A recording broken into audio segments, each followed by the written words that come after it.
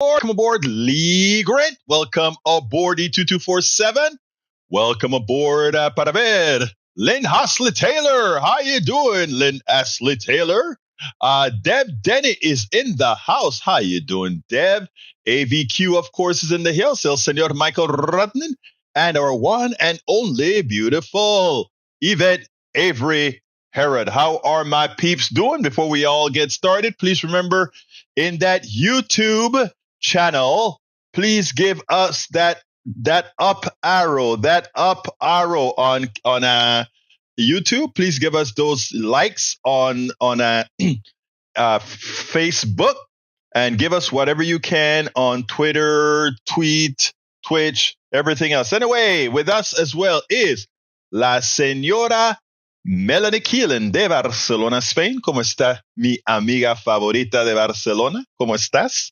Me imagino que estás bien. I just know that you're doing fine. I'm going to try it one more time. Mitakuye wasi apetu apte. All my relatives, good day. Today's visit will be the greatest ever visit from E2247. Michael Rudden says, I'm feeling distracted today. Well, stop being distracted, Michael. Let's get with the program. What do you want me to talk about? But we do have stuff to talk about. Again, actually, I have it. I already posted it. I actually posted it to Daily Coast today, what the program is about. Let me throw it up on the screen for you and say, hey, so this is a program today. It is. What's the matter with West Virginia, Dems? Yeah, that's the matter. Then, of course, there is Mary Lou Retton healthcare saga. I want to talk about that. I would like to hear your opinions about it. I spoke about it this morning, got a healthy conversation, which meant we didn't get through everything. Maywood is in the house. Good afternoon, Maywood, who says, hola, hermanas, hermanos y hermanas. Not really sure if that's how it's spelled or said, but I hope you got the idea. It's hola without the S, but the hermanos and hermanas are perfect. So I give you an A for the try. I give you an A for the success. And Deb Denny says, oh, Bridge MCP, yeah, I've been taking a break, watching more lighthearted stuff to lift the gloom. I've kept up with the news, just not in real time. Hope you are well. Yeah, Bridge is well. We always make sure that Bridge is well. Anyhow, let's go ahead and get started. I want to get started with the first video. And the first video is going to be, wait a minute. I think I had the video. Did I have another video as well? Let me see.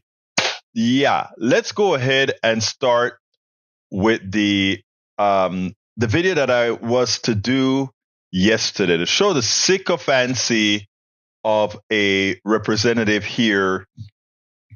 I saw this and I actually went berserk. Let me go ahead and play it now, and then we will take it on the other side. Here we go. GOP Representative Tony Gonzalez from Texas, a border district, came on to this week with George Stephanopoulos. And George made a complete buffoon out of this Trump sycophant, as this Trump sycophant endorsed Donald Trump and tried to say that one of the reasons the country is in turmoil is that, Biden didn't turn out to be the united president that he was supposed to be, absolving Trump of all that he does to create chaos, specifically by lying to his constituents. This guy admits that, oh yes, Trump lost the election. Oh yes, those people who invaded the Capitol, the terrorists who invaded the Capitol, they were in fact guilty. They should be thrown away. They are not heroes. All the things he said is opposite to what Trump is on the stump saying about these guys being hostages and heroes, that January 6th, so the reason for January 6th was because the people were mad that he won the election and somehow it was stolen from it. Gonzalez does not believe any of that, but still he endorses Donald Trump. And Stephanopoulos in complete awe, not awe, but he just couldn't believe that this guy with a straight face could go out there and say, yes, I endorse Trump, and these are the reasons why. Check this out, and then we'll take it on the other side.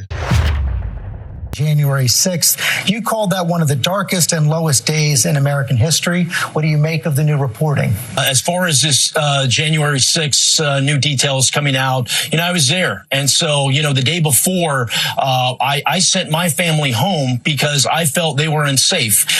While the speaker and other members were fleeing the chamber, there were a handful of us that were running to the door. There was an anger built in our country then, and 3 years later, that anger has not stopped.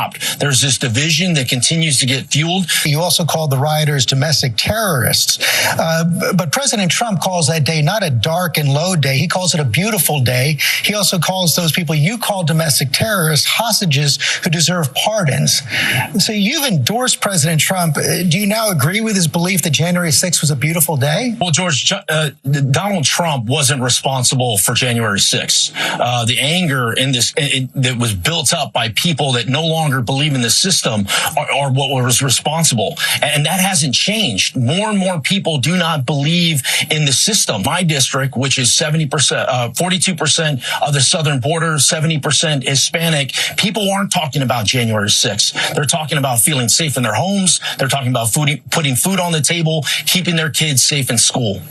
But President Trump is talking about January 6th. Again, he is calling it a beautiful day. He's talking about pardons for those people you call domestic terrorists. Do you believe those rioters should be pardoned? Well, they're certainly not hostages. When I think of a hostage, I think of what happened, Hamas taking the hostages in Israel. They're certainly not heroes. They broke the law, and we have to obey our laws. We are a nation of laws, and they have to obey the laws.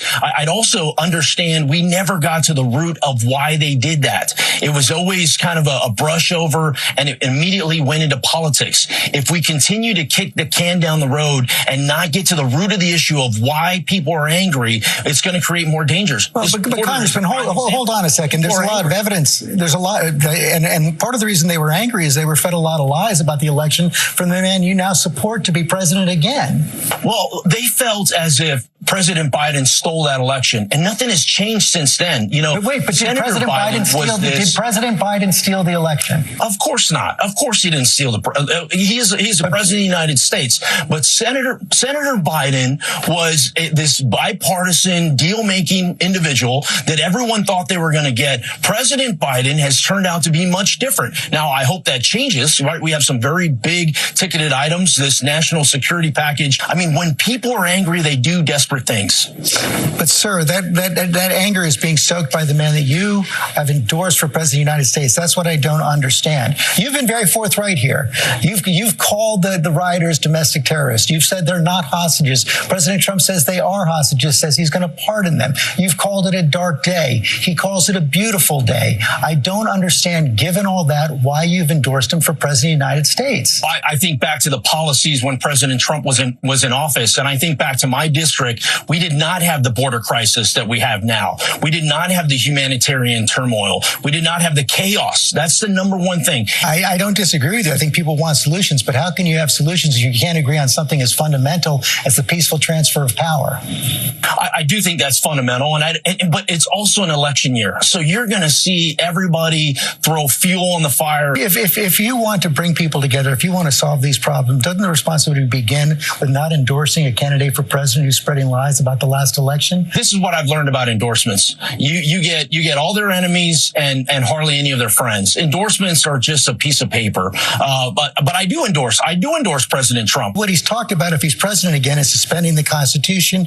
using the military to suppress protests under the Insurrection Act, pardoning those protesters, and bringing treason charges against the outgoing chairman of the Joint Chiefs of Staff. You're endorsing that as well. If everything Donald Trump says and does, you you want to put on my back, we're going to be here all day because he's a busy man. I look at it through the lens of, as a member of Congress representing nearly half of the border, I can either focus on the shiny object and talk about, what President Trump had for breakfast or what he said last night, or I can try to work with my colleagues. And I appreciate that. I hardly think that supporting the Constitution is a shiny object, but thank you for your time this morning. One has to, I don't get it. Does Trump have hitmen on these politicians? Do these politicians love being in the House so deeply that they can't tell themselves a truth, tell their constituents the truth? Is it that they believe in being enslaved by a feeble paper tiger that they can't really go ahead and say, no, this guy is completely wrong? This guy doesn't have much more to go, no matter what, whether he wins or loses. He's pushing 80, near 80. Why would you debilitate your entire character to a person like this? What is it? What is it that make these people so weak, feeble, immoral, and I could give a litany of other descriptions? They should be ashamed.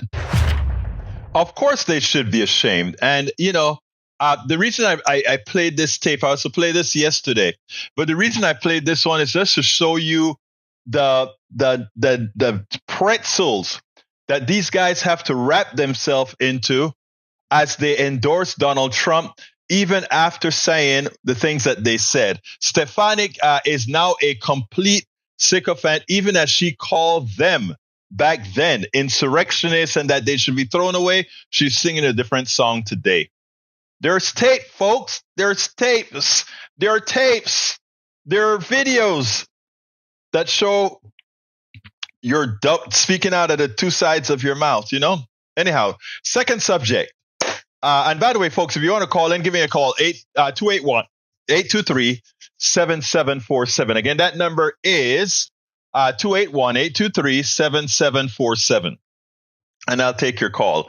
I'll repeat it one more time if you want to call in. 281-823-7747. Check it out. Give us a call. We'd love to hear your voice.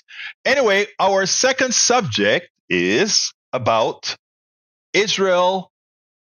Our Secretary of State, Anthony Blinken, and a reporter from Al Jazeera. I want you to check this out.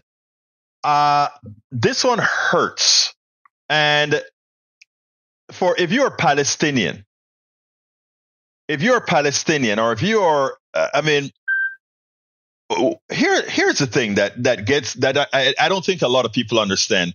And I wish more people had the kind of empathy to be able to understand it.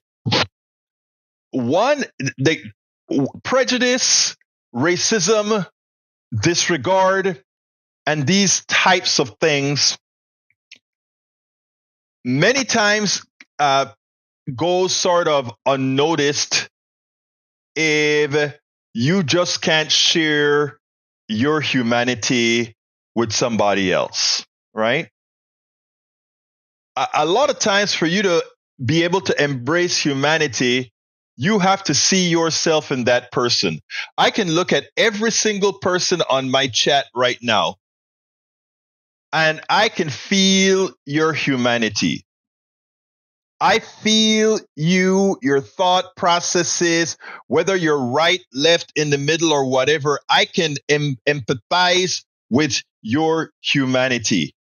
I feel you.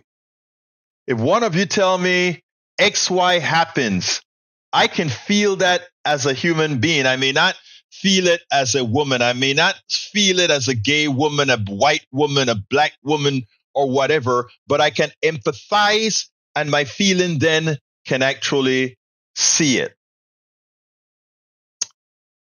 You know that we have a moral problem. A moral problem. When we have this messaging from an Al Jazeera reporter, and then we have Antony Blinken giving the kind of response that he gave. I tell you, folks, empathy isn't necessarily all natural, but empathy can, once you see yourself in others, is automatic. Check this out, and you'll see what I'm talking about. Well, I do hope that you get what I'm talking about. As you know, Tony Blinken is back in the Middle East, shuttling to try to keep things calm to prevent this Middle East war from expanding. And a reporter from Al Jazeera asked Blinken a specific question. First, before he asked the question, he created the proper narrative. Israel has killed over 100 reporters in Gaza. The head bureau chief at, I think it was the head bureau chief at Al Jazeera, had his family killed. And today or yesterday or a few days ago, his son was killed in a private car bombed by the Israelis. So another journalist gone dead. So he presented the narrative.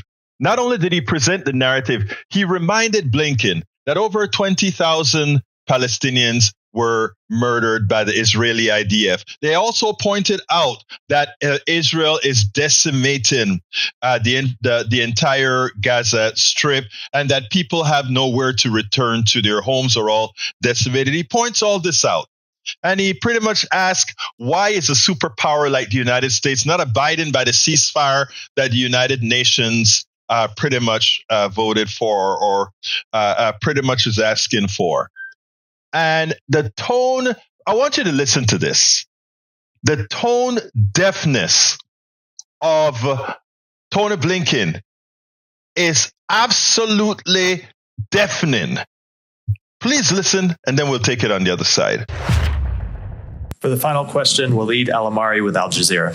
Thank you, Waleed Al-Amari, Al Jazeera Bureau Chief in Jerusalem. First, let me, Mr. Secretary of State Blinken, thank you for expressing your deep sadness about the tragedy of our dear colleague, Al Jazeera reporter in Gaza, Wael Dahdoum.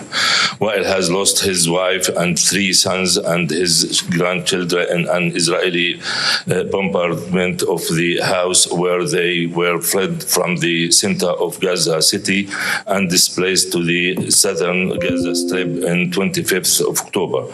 3 days ago, he lost his eldest son, Hamza, who was a journalist in Al Jazeera media network and was killed in an Israeli airstrike that hit a civilian car in Rafah. 110 Palestinian journalists were killed so far by Israeli army in Gaza during the war. More than 20,000 civilians were killed and tens of thousands were injured, and hundreds of thousands were displaced from their homes that no longer exist. The situation of the Israeli citizens is also difficult. Tens of thousands were displaced from the Gaza envelope and the borderline with Lebanon, and hundreds of civilians were killed in the Hamas attack on the 7th of October. And there are many prisoners and hostages from both sides, as you know.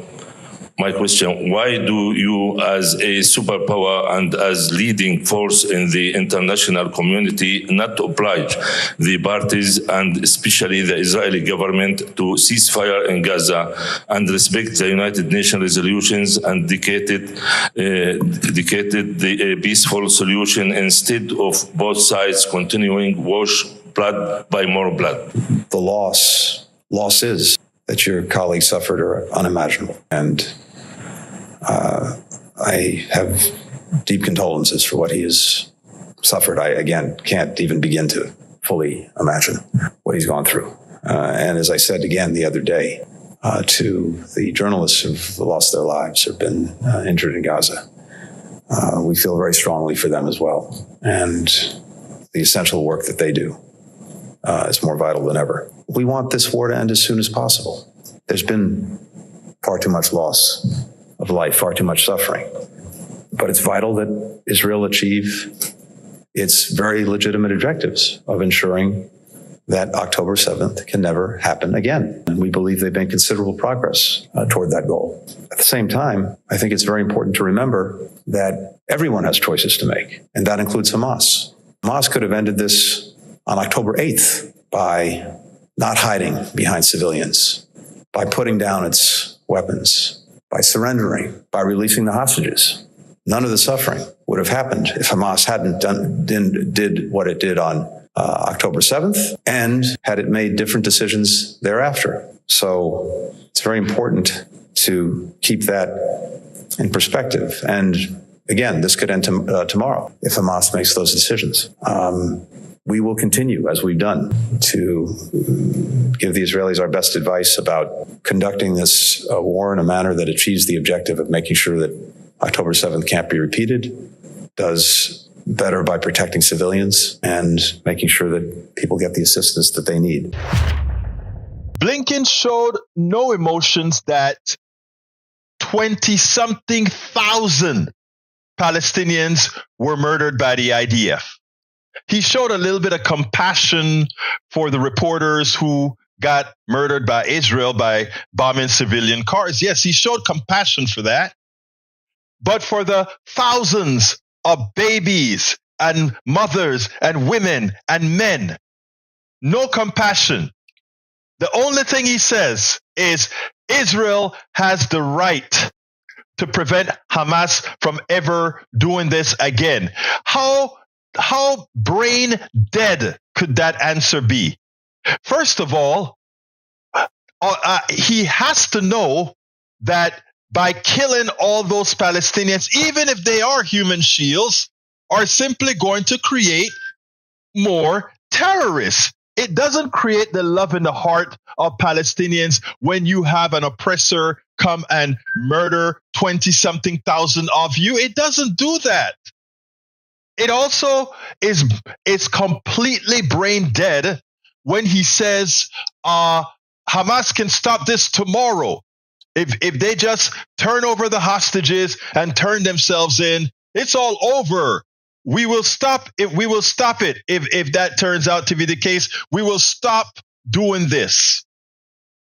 In other words, the same way Hamas is holding hostages, for Israeli hostages, which is bad, a terrorist act. They killed 1,200 Israelis. Horrendous. It's a terrorist act, but they're a terrorist organization.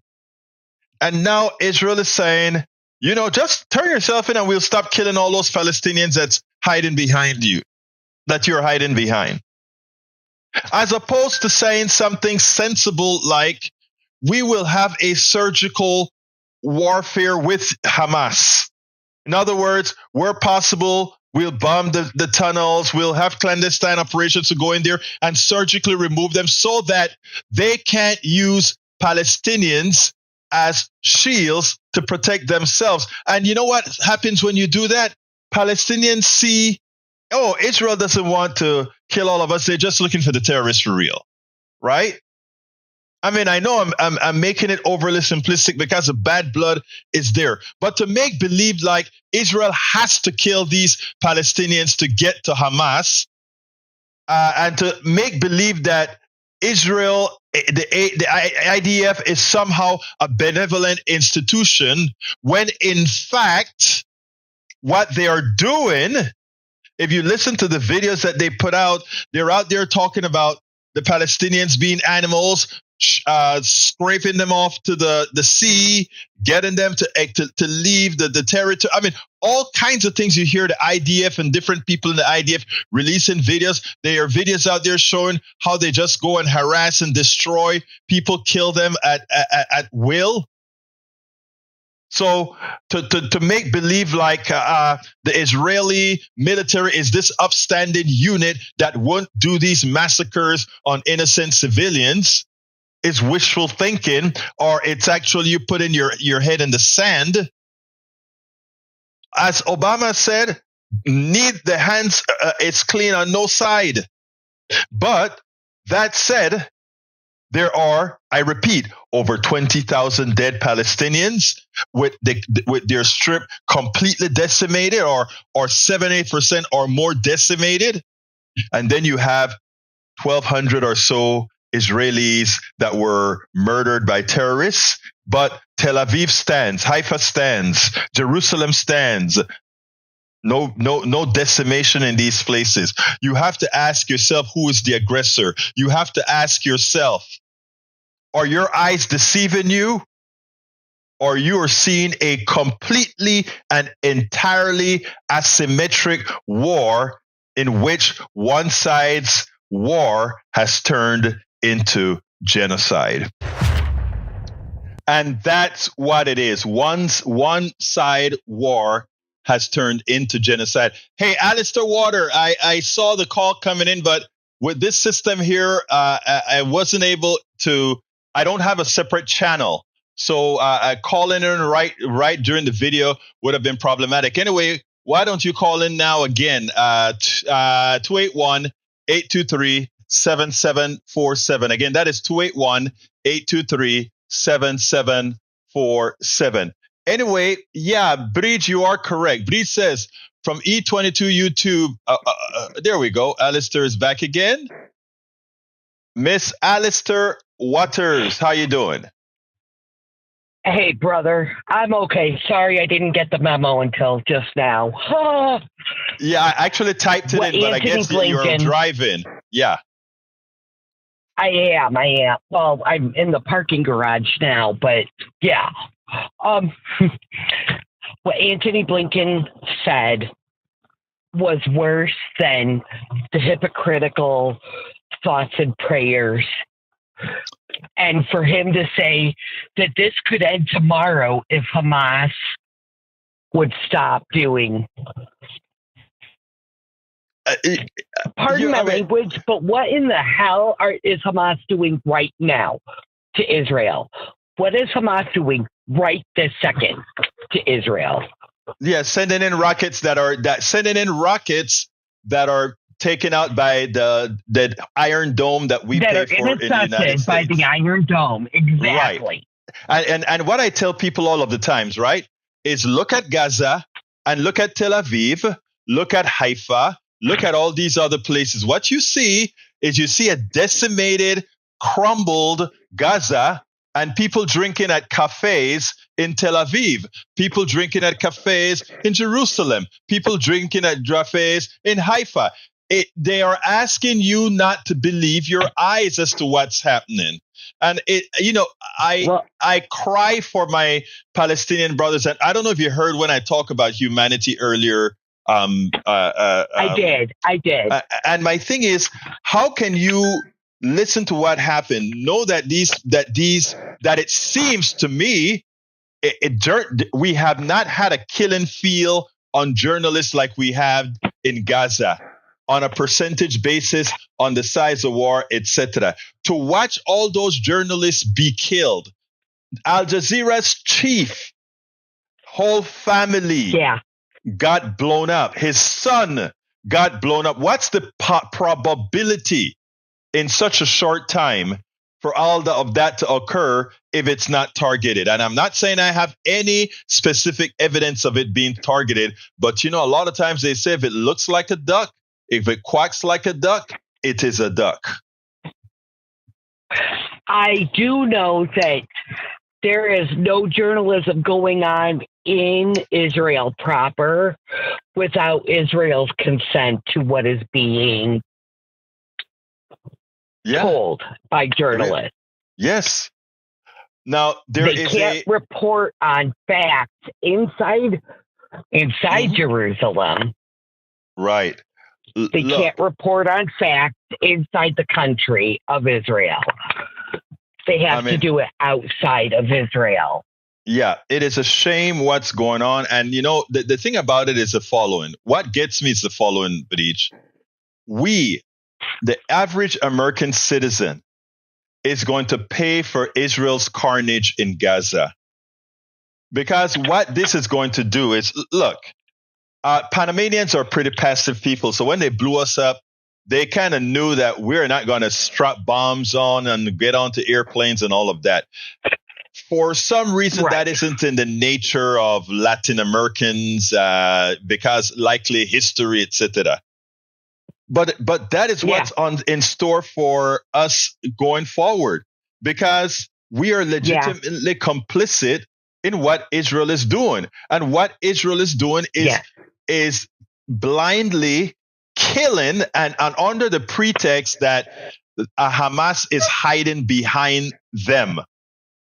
I don't care if Hamas is hiding behind them. I don't care if they're being used as human shields. You know, I mean, if these were white American bodies, okay? If these were white American bodies, they would see the humanity and they would be, I can't believe that is happening. You can't do that, Israel. But no. Exactly. No. And it is, and we're all going, Alistair? But he says, I love how Egberto calls me Alistin. Sorry about that. Oh, yes. But anyway. I'm so used to it because, you know, my sisters and I would get hollered at, and I would get called one or the other's name before finally landing on mine. So it's all good. You know, but, you know, I want us, right? From Michael Rudden, let me read what Michael says. He said, from the Washington Post, Israel's Gaza war leads to dozens of killings of journalists. Al Jazeera accused Israel of violating principles of freedom of press and deliberately targeting the journalists. The killings of journalists Hamza al-Dadou and Mustafa Turaya must be independently investigated, and those behind their deaths must be held accountable, said CPJ's Sharif Mansour in a statement. The continuous killings of journalists and their family members by Israeli army fire must end. Journalists are civilians, not targets. And that's what we're seeing. Amen. That is what we're seeing. Amen. Yeah. But anyway, anything else you want to add, Alistair? No, we are all good. But hey, y'all, take care, love one another, and let's keep living life. Thank you, Alistair. Thank you, Alistair. You have a great one, my dear. Yeah, absolutely. But yeah, folks, it is sad. It is sad what is occurring right now in our name in Gaza. And the fact that folks can say, 20,000 people are killed because Hamas. It's Hamas's fault. Look, it is Hamas's fault that Israel will put a bomb in and break. I got another call coming in. Let me go take that. 516, is this Bridge MCP, right?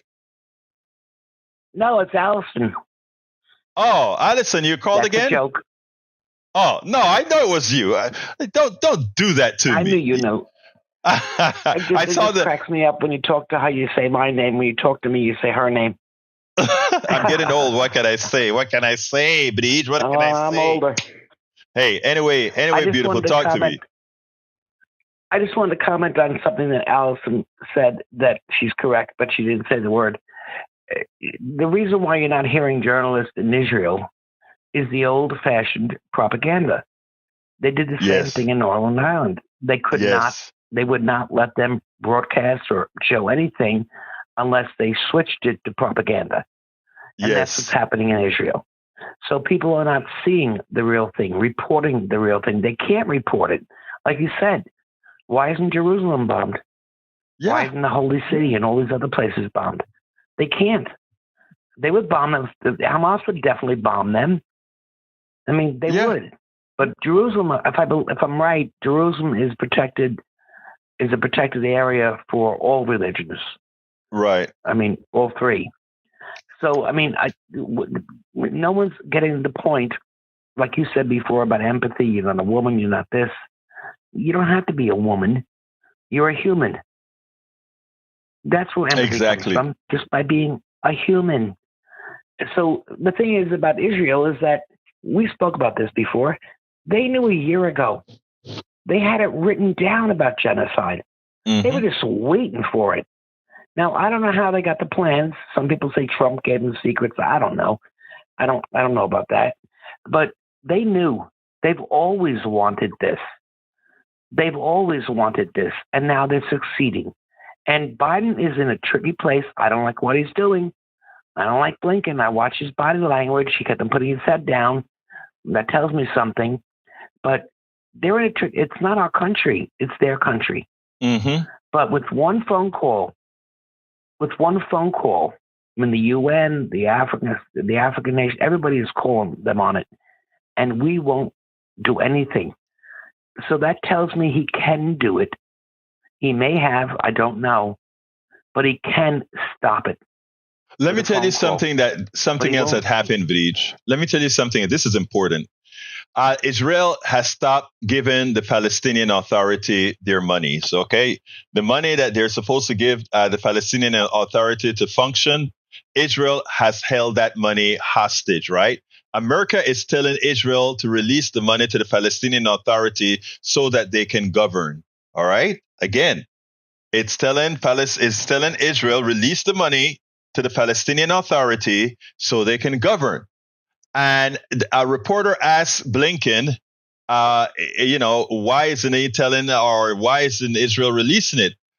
All Blinken could say is, well, we told Israel that we want Israel to release the money. He doesn't have to say that. We are giving Israel $3.5 billion a year. We can, and plus they want $14 billion more right now, plus all the arms that they're using to kill Palestinians. We could easily say, all right, Israel, you either give the Palestinian Authority the money or you don't get yours. I mean, they act as if they're impotent. And what it is really is they're saying Israelis are more human than Palestinians. That is what they're saying.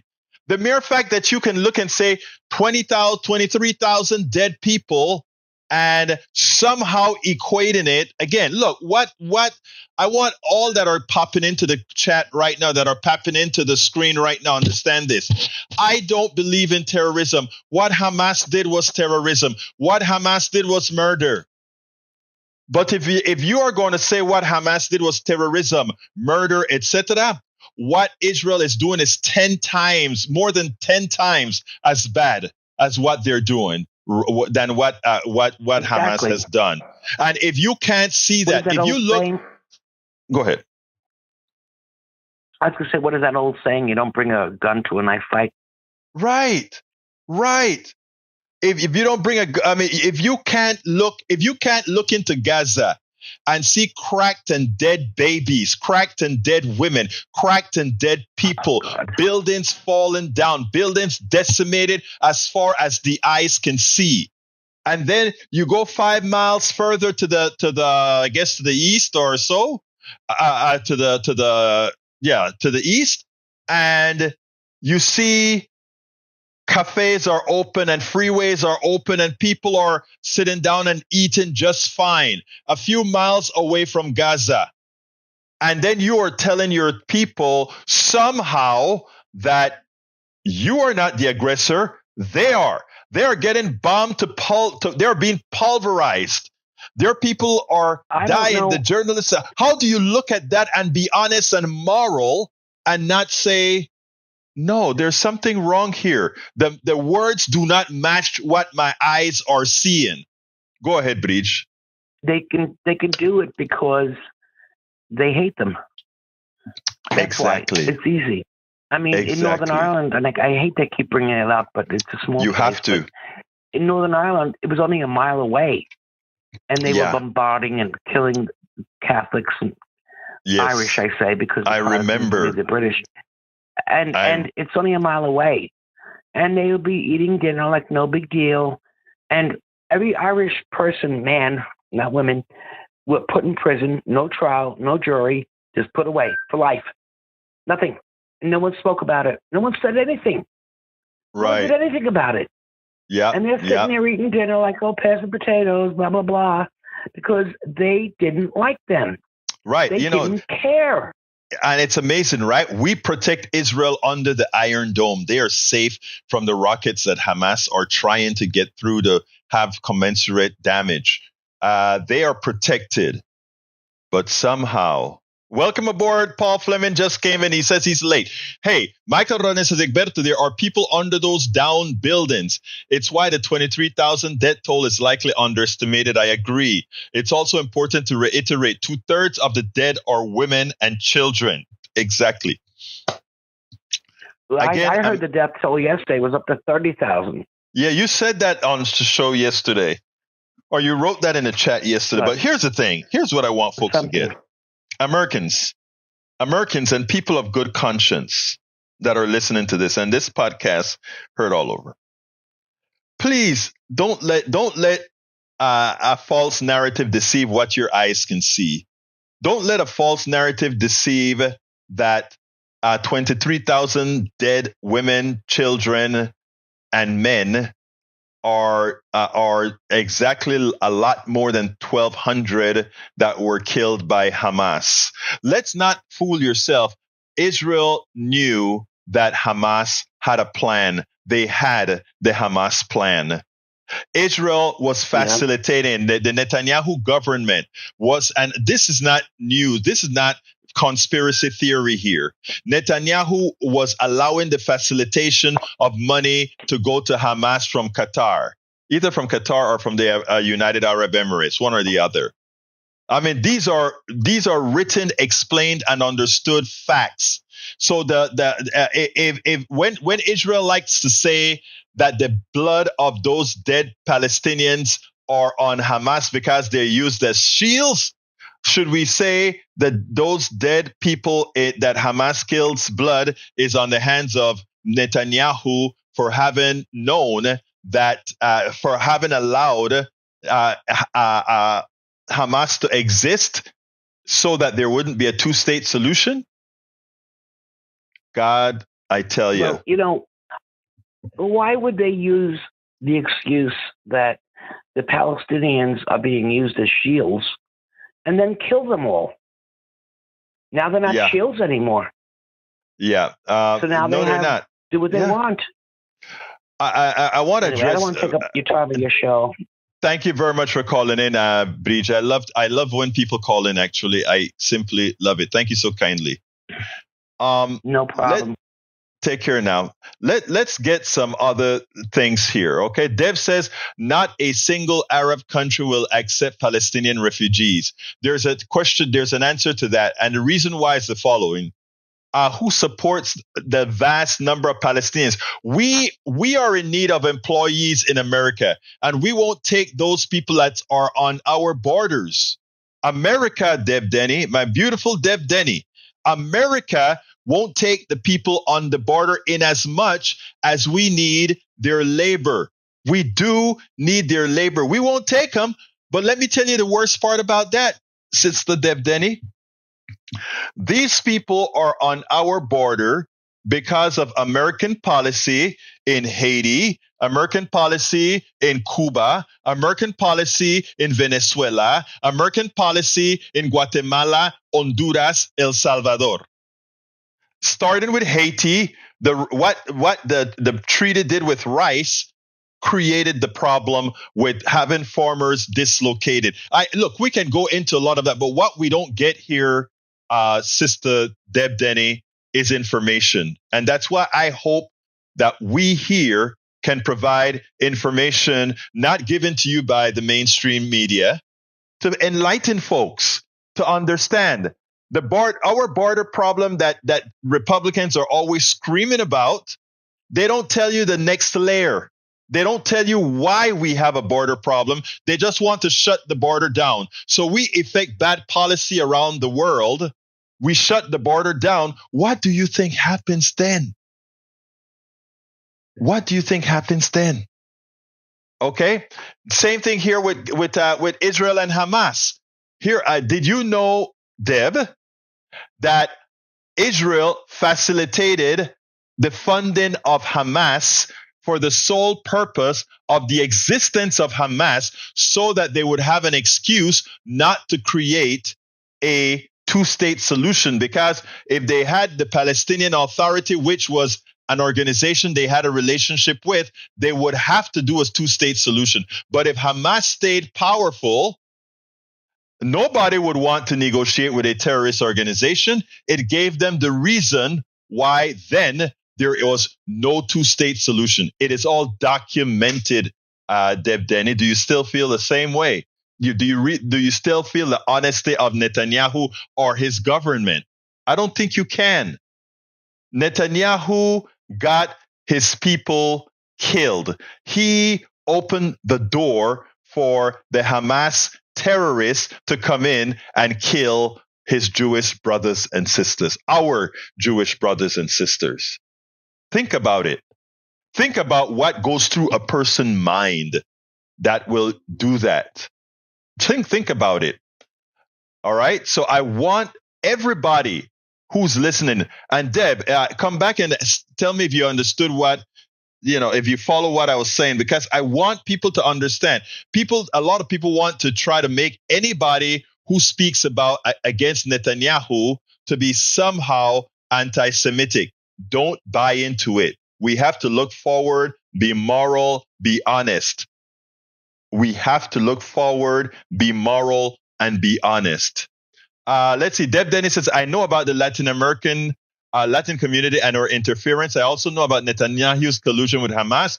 What about the other Arab countries surrounding the area? Now let's talk about the other countries surrounding the area. The countries surrounding the area, they do not want to accept Palestinians for two reasons. One, because they'll have to take care of them, and they're likely to get no support for taking care of a displaced people. And number two, it sets a bad precedent if you are allowing another country. If you allow those people in your country, you are in fact supporting genocide.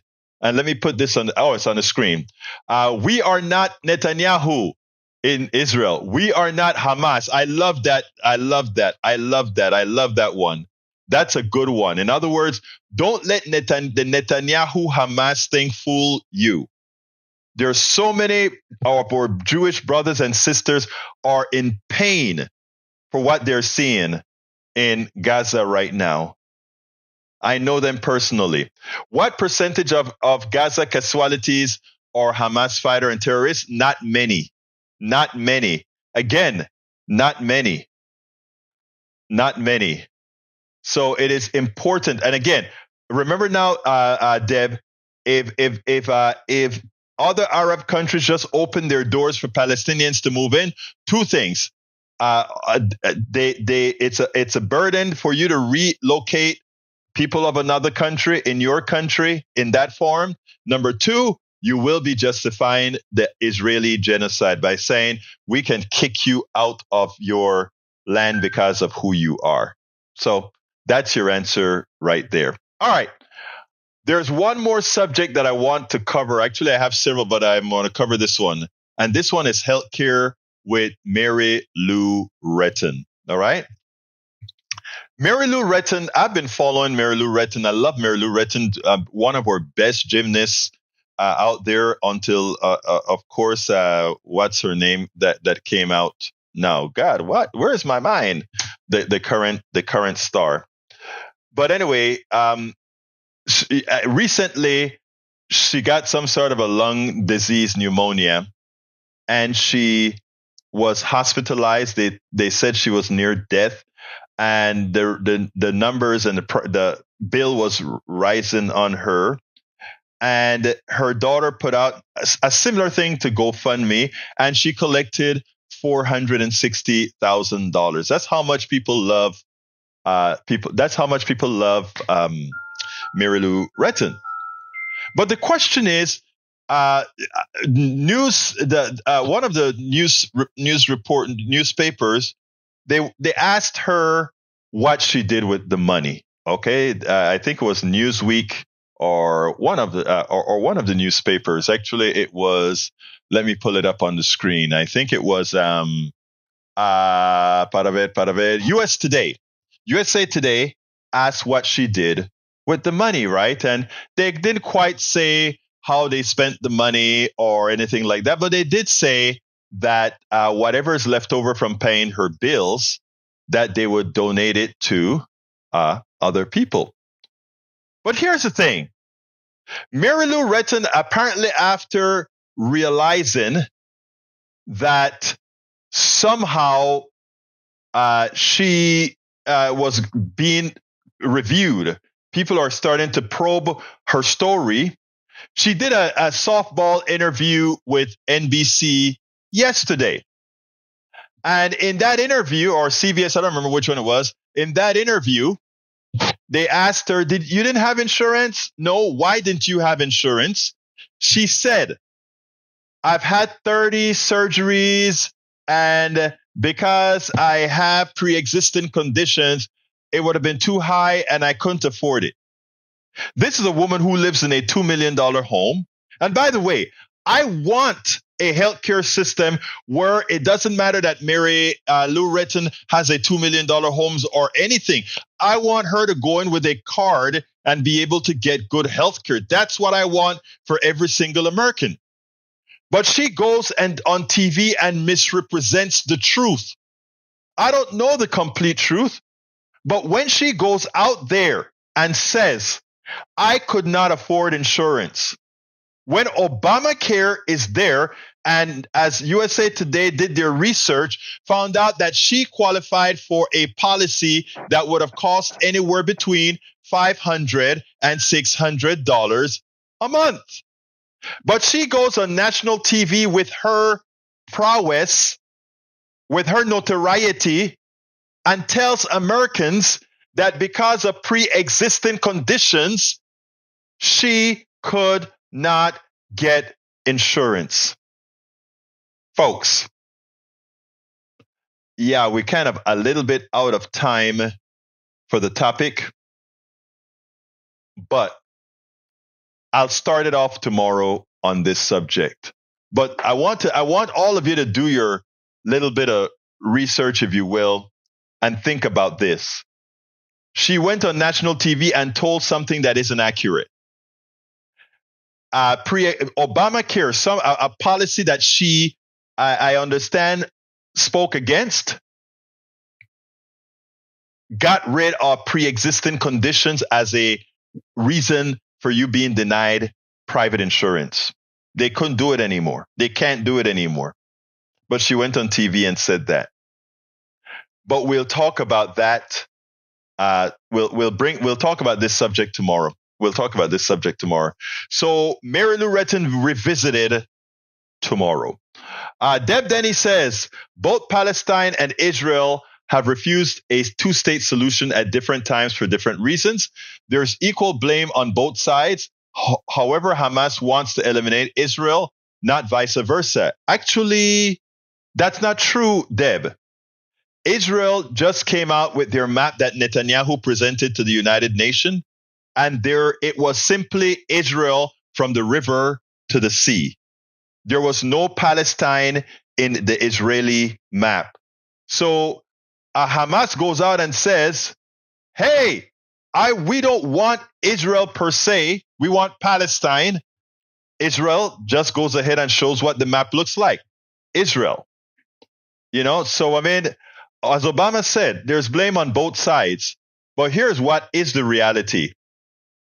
The reality is that the Israeli government has been taking land of people who have lived on that land for generations and just taking it, settling it.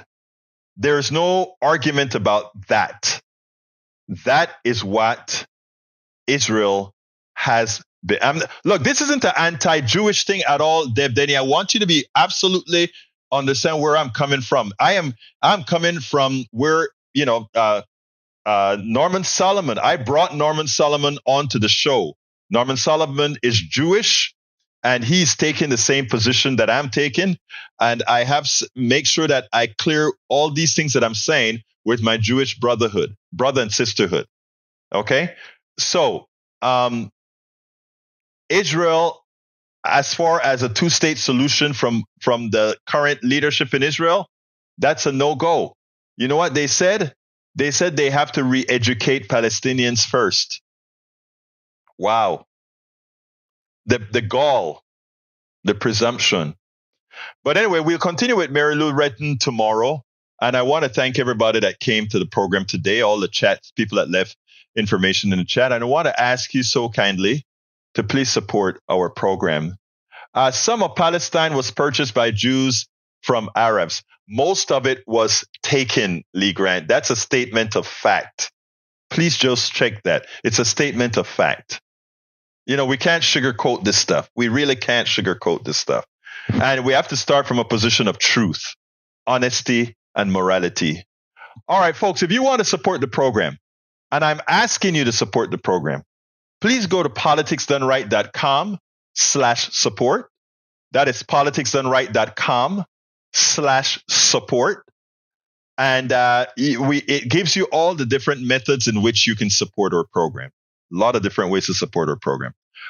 Alternatively, we send out a newsletter every day. It's called Egberto Off the Record, and it goes out every morning at 5 a.m. with what we're going to cover on Politics Done Right on our 6 o'clock FM show at KPFT 90.1 FM. And intermittently, we send other stories if we have something to put out. And that newsletter, our newsletter is free. We try to put everything out there free of charge. Bridge MCP, keep telling the truth and have empathy. Thank you so kindly for that super chat, Bridge. So please subscribe to our newsletter. Please become a paid subscriber to our newsletter. You can find it at politicsdoneright.com/newsletter. politicsdoneright.com/newsletter. And again, it's free. But we really want we really ask you to become a paid subscriber to help us do the work that we need to do to educate, enlighten, and seed the internet. Make sure the internet is filled up with some additional truths so that when people do searches, they don't only get the right-wing stuff that is very well funded with a whole lot of lies. Okay? So you can go to politicsdoneright.com/newsletter and become a paid subscriber of our newsletter. I got to get out of here. I want to thank Bridge MCP. I want to thank all my folks out here for being a part and really making sure we can disseminate the truth. My name is Egberto Willies. This is Politics Done Right. And you guys know how I end this, baby. I am what? Oh. We spend a lot of time deconstructing the news, trying to parse it into a form that everybody can understand. We try to find those little nitpicks where it flies above the fray, etc. If you really like these videos that we do, I want to ask a big favor. Please go ahead. Number 1, subscribe to our channel. And number 2, please join if you can. Thank you so kindly for watching. Keep watching. Please remember to share. We must populate the entire internet with our progressive message, a message that we know is what most Americans say that they want. So help us, please join.